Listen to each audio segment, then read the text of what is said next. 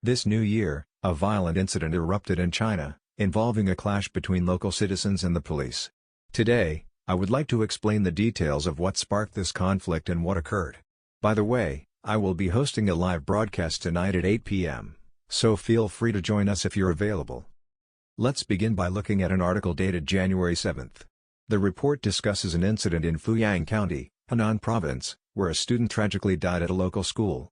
The circumstances surrounding the death caused an uproar among the local population, who stormed the school, leading to a confrontation with the police. The incident in question began on January 2, when a teenage student was found dead on the school premises. Some reports describe the student as 17 years old.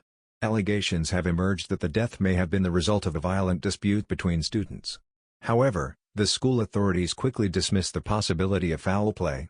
This official statement led local residents to suspect a cover-up of a potential murder, and the story quickly spread across social media platforms.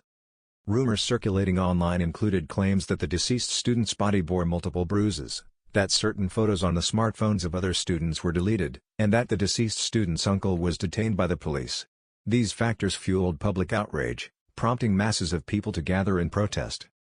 Estimates of the crowd size vary, ranging from several thousand to as many as 100,000. Photographs circulating on the internet show large groups of people assembled outside the school. Images depict an overwhelming number of civilians compared to the police or security personnel present. Though the claim of 100,000 participants might be exaggerated, the photos confirm a significant turnout. The location, Fuyang County in Henan Province, is part of what is often referred to as Deep China. This term describes rural, underdeveloped areas far removed from the cosmopolitan centers like Shanghai, Beijing, or Shenzhen. These regions lack the international exposure and economic development of coastal cities, and their economies often rely heavily on the Communist Party's centralized financial redistribution. In these rural areas, the party's control is absolute, and citizens' lives are deeply tied to the local party structures. Therefore, protests against the party in such areas are rare and usually indicate severe grievances. Another key factor is the cultural emphasis on education and the protection of children in China. Parents are typically very protective and highly invested in their children's schooling.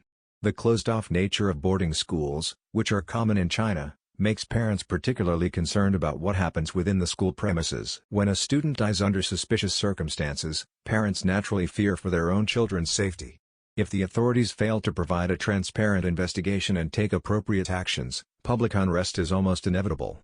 In this case, the authorities' insistence that there was no foul play has only fueled public skepticism. Incidents like this are not unprecedented in China. Similar cases in the past, such as schools rushing to cremate deceased students' bodies before their families arrive, have led to violent riots. These events demonstrate a widespread distrust of the government among ordinary citizens. Moreover, the proliferation of smartphones and internet access in rural areas has enabled faster communication and mobilization of people.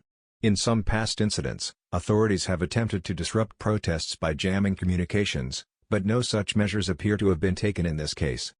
While these protests currently target specific organizations, schools, banks, or real estate developers, the broader question is whether such unrest could eventually pivot toward criticizing the central government. With China's current economic struggles, such as deflation in major sectors, rising prices of essential goods, and declining incomes, dissatisfaction with the government's handling of the economy could spread. The possibility of small-scale protests evolving into larger anti-government movements is a point of interest for those who monitor social unrest in China. Should public sentiment shift to directly blaming the government, the existing network of internet communication could facilitate rapid mobilization of large numbers of people.